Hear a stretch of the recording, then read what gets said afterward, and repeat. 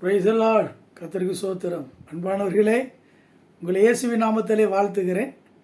கர்த்தர் உங்கள் வாழ்க்கையில் உங்களுடைய எதிர்பார்ப்புகளை நிறைவேற்றுவார்.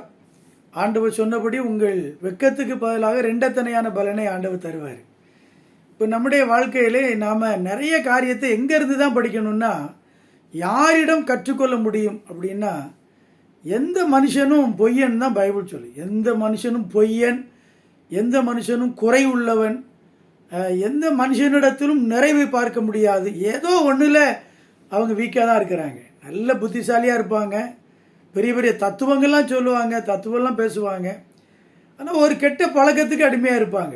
பெரிய பெரிய தலைவர்கள் ஏதோ ஒரு சின்ன பாவம், சின்ன ஒரு கெட்ட ஒரு புகைப்பிடித்துதல், ஒரு மூக்குப்பிடி போடுறது, இல்லைன்னா ஒரு பெண்கள் விஷயத்தில் தவறாக நடக்கிறது, பணத்தில் உண்மை இல்லாமல் இருக்கிறது, இப்படி நிறைய விஷயத்தில் எவ்வளோதான் பெரிய கற்று தேர்ந்தவர்களாக இருந்தாலும், கண்ணியத்துக்குரியவர்களாய் காணப்பட்டாலும், அவங்க வாழ்க்கையிலையும் நிறைய குறைகள் உண்டு, குற்றங்கள் உண்டு, தவறுகள் உண்டு. ஆனால் நம்ம கற்றுக்கொள்ளக்கூடிய ஒரே ஒரு நபர் யாருன்னா கர்த்தராகிய இயேசு கிறிஸ்து.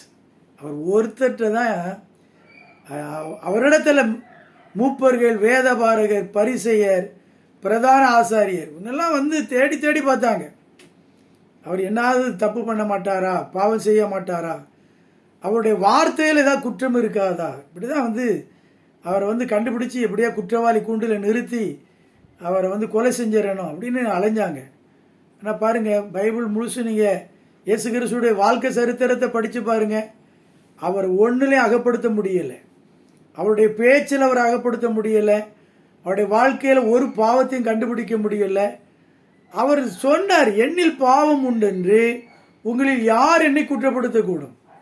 இப்படி சொன்ன ஒரே ஒரு தெய்வம் ஆண்டவராக இயேசு கிறிஸ்து தான். அப்போ இவர் தான் நமக்கு யாருன்னா, நம்ம கற்றுக்கொள்ளக்கூடிய ஒரு நபர் இயேசு கிறிஸ்து தான்.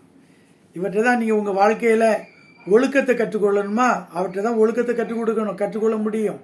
பரிசுத்தத்தை பற்றி படிக்கணுமா, அவர்கிட்ட தான் பரிசுத்தத்தை படிக்கணும். விசுவாசத்தை கற்றுக்கொள்ளணுமா, அதை இயேசு கிறிஸ்துவிட்ட தான் நீங்கள் விசுவாசத்தை கற்றுக்கொள்ள வேண்டும். பொறுமையை குறித்து நீங்கள் கற்றுக்கொள்ளணுமா, அவர்கிட்ட தான் கற்றுக்கொள்ளணும். எப்படி பாடுபடுவது அதை கற்றுக்கொள்ளணுமா, அவர்கிட்ட தான் கற்றுக்கொள்ள வேண்டும்.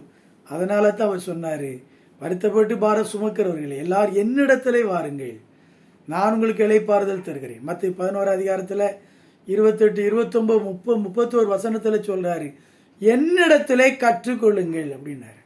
இப்போ ஏன்ட்ட வாங்கப்பா, ஏன்ட்ட உட்காந்து படி, உங்கள் வாழ்க்கையில் என்னெல்லாம் தேவை அத்தனை ஏன்ட்ட இருக்குது. என்னிடத்தில் இருக்கிறதை கற்றுக்கொண்டு உங்கள் வாழ்க்கையில் நீங்கள் எழும்பி பிரகாசிங்க, உங்கள் வெளிச்சத்தை பிறருக்கு காண்பியுங்கள். இது ரொம்ப முக்கியமான ஒரு காரியம். பாருங்கள், ஒரு ஆள் யாருக்குமே பயப்படாத ஒரு ஆளுக்கு வேலை பார்க்கணுன்னு ஆசைப்பட்டான். அப்படி தேடி தேடி அலைஞ்சா எங்கே பார்த்தாலும் யாருமே பயப்படாத நபராக தெரியலை. கடைசியில் ஒரு நாட்டினுடைய சேனாதிபதியை கண்டான். அவர் ரொம்ப பராக்கிரமசாலியாக இருந்தார், யாருக்கும் பக்கத்து நாட்டுக்கு கூட ஒரு பயப்படாதவராக இருந்தார். அப்போ அவர்கிட்ட போய் சேர்ந்துக்கிட்ட, ஐயா நான் உங்களுக்கு வேலைக்காரனாக இருக்கிறேன், தொண்டு செய்கிறேன், நீங்கள் தைரியசாலி அப்படியா. அவர் சந்தோஷமாக ஏற்றுக்கிட்டார். அடுத்து ஒரு வாரம் கழிச்சிச்சு அவரை பார்ப்பதற்கு அந்த நாட்டின் மன்னன் வருகிறான். மன்னன் வரனார்னவருக்கு கையும் ஓடல காலும் ஓடல, அந்த சேனாதிபதிக்கு முகமெல்லாம் வேர்த்து கொட்டுது.